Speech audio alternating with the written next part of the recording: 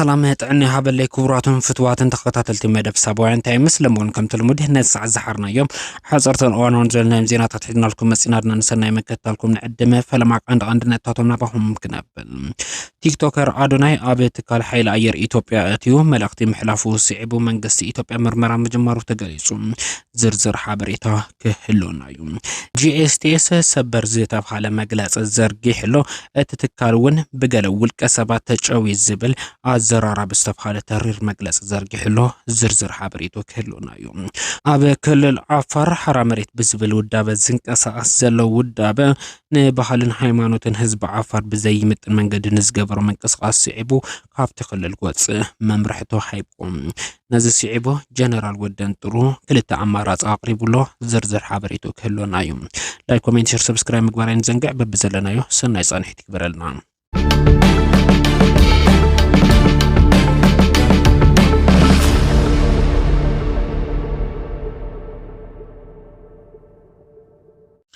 نحنا ندالو زلنا نايمن دار كوينات نمكيات زي خونا كاب دنبر حالفنا نزمت حيلنا ممكات ويقع نمتقعز علما يقبل عزازي حيل عير ايتوبيا زخونا ليتنال جنرال يلما مرداسا قليسو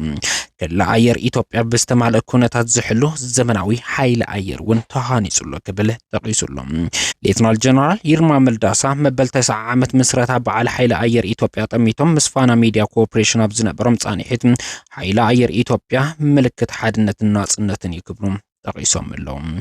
تحيل عير إيتوبيا كاب زهانس أتم نوح تاريخ زلوم زمن والتكالات اتحاد مخانز قلت اس جنرال اب تاريخ إيتوبيا زقات محادقاتات مسوعات بمقفل دجن حزبون هاجرون مخانو زرقاقص يكبل قليص اللهم اب زي تفلاليو هاجرات أفريقيا بعقاب السلام بموفر اب مخبار لعلونتن حدنتن سلام حزبتات أفريقيا زل على أبركتو زمزقبيوم إيتوبيا تفريحة تخابرة لعلونتات حاليا نخنبر حيل عير إيتوبيا لعول أستواصو مبركاتم أبت زخاب وريتو تايسوم اللهم الجنرال ملقتو أتنا خيرو بمقصل حيل عير إيتوبيا زدالو اللزلو مخنع الدمام أنصار أمن درزنك أساسو حيل تاتزي خوانسم دوب ساقير كاكمتس نزق المدقعتي نممكاتن سألتنا نمدمساسن تعلم يكبرون أنصار إيرتراك خوان كمزقل زتقمتلو ملقت كان صبارقه ترايلوم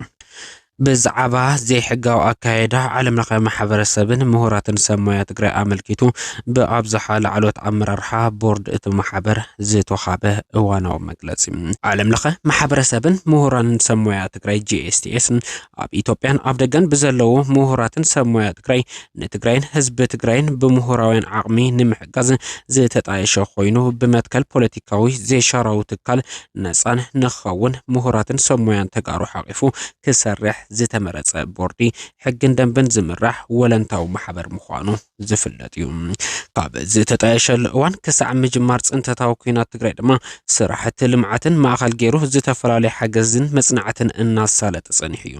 ድሕሪ መጅማር ጽንተታው ኩናት እውን ኣብ ርእሲ ትግራይ ንዝወረደ ጆኖሳይዳዊ ጥፋት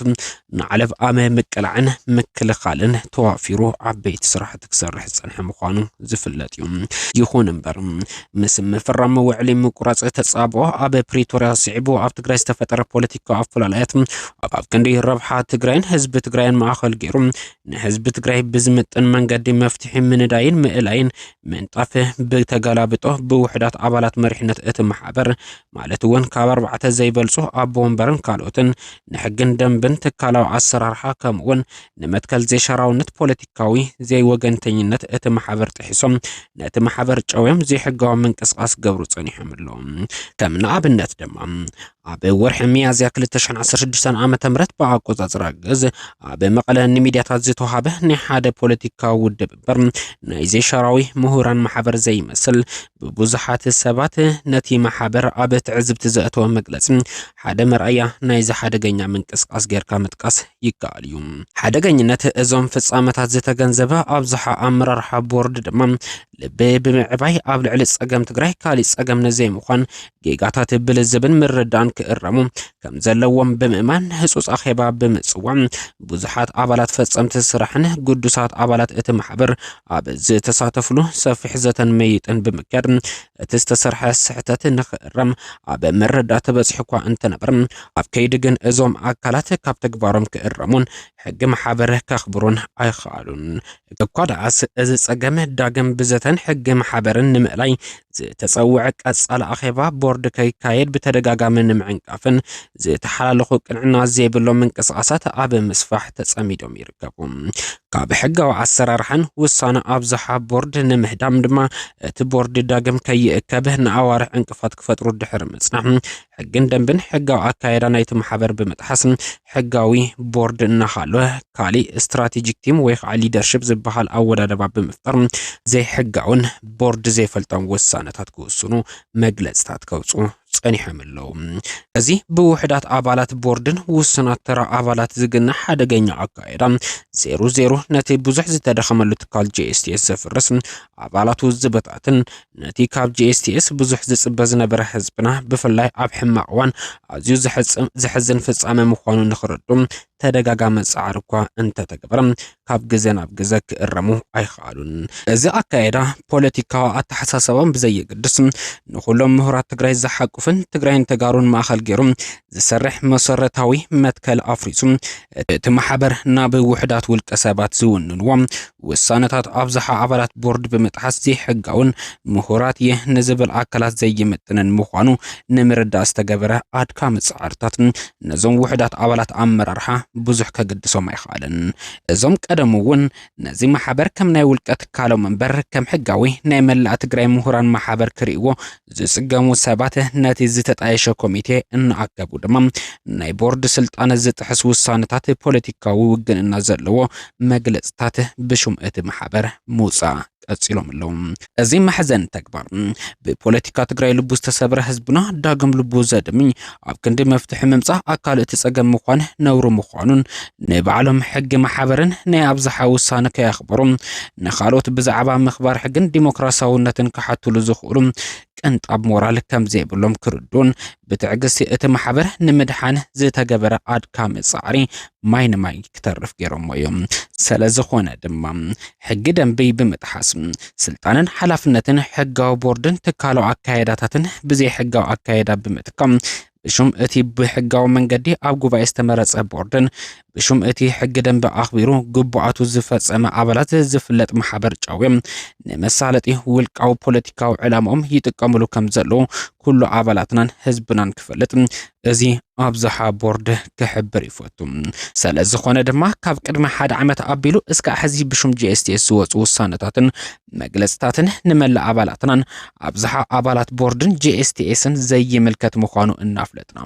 ካብ ሎሚ ጀሚሩ ብሹምናን ብሹም JSTSን ኣባላቱን ዝግበር ዘይሕጋዊ ተግባራት ጠጠው ክብል ብትሪ ነተሓሳስብ።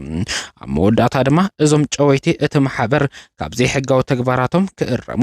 እቲ ማሕበር ድማ ናብ ኢድ ኣባላቱ ዝተጣየሸሉ ዕላማ ክምለስ መላእ ኣባላት JSTSን ህዝብናን እጃሙ ከበርክት ንጽውዕ ክብል ክብርን ሞገስን ንኹሎም ሰማዕታት ትግራይ ክብል ኣብ ዝዛዘሞ መግለጺ ጠቒሱሎም። ኣብ ዝቕንያት ኣብ ክልል ዓፋር ክብርን ባህልን ሃይማኖትን ህዝቢ እትኽልል ብዝሕስር መልክዑ ብሓይልታት ሓራ መሬት ብዝተገበረ ኣዝዩ ዘሕፍር ተግባር ምክንያት ህዝቢ ዓፋር ኣብ ልዕሊ መሪሕነት ኣወል ኣርባ ከቢድ ናይ ተቃውሞ ድምፂ የስምዕ ከም ዘሎ ተገሊጹ።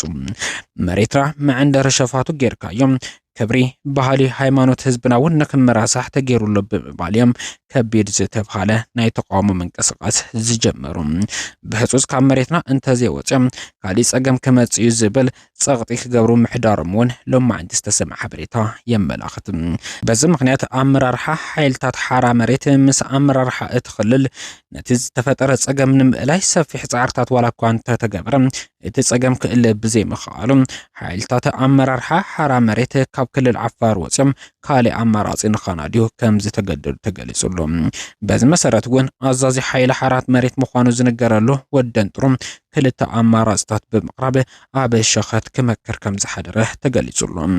ጀነራል ወደን ጥሩ ኣማራጽ ኢሉ ካብ ዘቕረቦም ክልተ ኣማራጽታት እቲ ሓደ ድማ ካብ ዓፋር ወፂና ካብ ሔዋን ናብ መኾኒ ዝወስድ ጸሊም ኣስፋልትን ሕጉም ብርዳ ናብ ኮረም ዝወስድ ተመሳሳሊ ጸሊም ኣስፋልት ቆሪጽካ ሓራ መሬት ከባቢ ዋጀራት መኾኒ ጨርጨረ ኮረም አላማጣ ምግባር ይክብል ጠቂሱሎም እዚ እንተዘይ ተሳኺዑ ድማ በአንፈት ጸለምትን ፊናርዋን ተመሳሳሊ ነገር ምፍታን ይክብል ጠቂሱሎም ጀነራል ወደን ጥሩ መልእኽቱ በመቀጻል ካልኣይ አማራጽ ዘቅረበ እንትኸውን እቲ አማራጽ ድማ ምስ ሓይልታት ሰራዊት ምክልኻል ኢትዮጵያ ምጽንባር ዝብል ምዃኑ ተጠቂሱሎም አየናይ አማራጺ ተግባራዊ ከም ዝኸውን እስካ ሕዚ ንጹር ከም ዘይኾነ ዝተገለጸ እንትኸውን ኣብዚ ጉዳይ ግን ብሰፊሑ ክምከረሉ ምዃኑ ተገሊጹሎም ቲክቶከር አዶናይ ኣብ ትካል ሓይሊ ኣየር ኢትዮጵያ ቀሪቡ ዘሕለፎ መልእኽቲ ስዒቡ ምርመራ ከም ዝተጀመረ ተገሊጹ ዘሓበሻ ሒዝዋ ኣብ ዝወፅእ ሓበሬታ ቲክቶከር አዶናይ እስካሎት ብርክት ዝበሉ ቲክቶከራት ናብ ትካል ብምምራሕ ዘሕለፎ መልእኽቲ ኣዘራራቢ ኮይኑ ጸኒሑ እዩ ኣብዚ ብምብጋስ ንቲክቶከራት ናብቲ ትካል ብምዕዳብ ንትካላውነትን ስርዓትን ሕጊ እቲ ትካል ብዘይምጥን መልክዑ ኣብቲ መድረኽ ብቲክቶከር አዶናይ ንዝቐረበ መደረ ሓዊሱ ካልኦት ምንቅስቃስ ኣብ ግምት ብምእታው ኣመራርሓ እቲ ትካል ምርመራ ይግበረሎም ከም ዘሎ ተጠቂሱሎም ብፍላይ ኣብ ምዕዳም ቲክቶከር አዶናይን ካልኦት ቲክቶከራት ወሳኒ ሓላፍነት ወሲዶም ዝተባሃሉ ኣካላት ምርመራ ከም ዝተጀመረን ኣብ ገለገለ እውን ስጉምቲ ከም ዝተወሰደ እንዳተጠቀሰ ይርከብ እዚ ብምብጋስ እውን ኣብ ልዕሊ ቲክቶከር አዶናይ መንግስቲ ኢትዮጵያ እስካዕ ምእሳር ዝበፅሐ ስጉምቲ ክወስድ ይኽእል ዝብሉ ስፍሕ ዝበሉ ጸብጻባት ዝሓበሻ ኣብ ዘርጉ ሓበሬታ ክጠቅስ ተራእዩሎም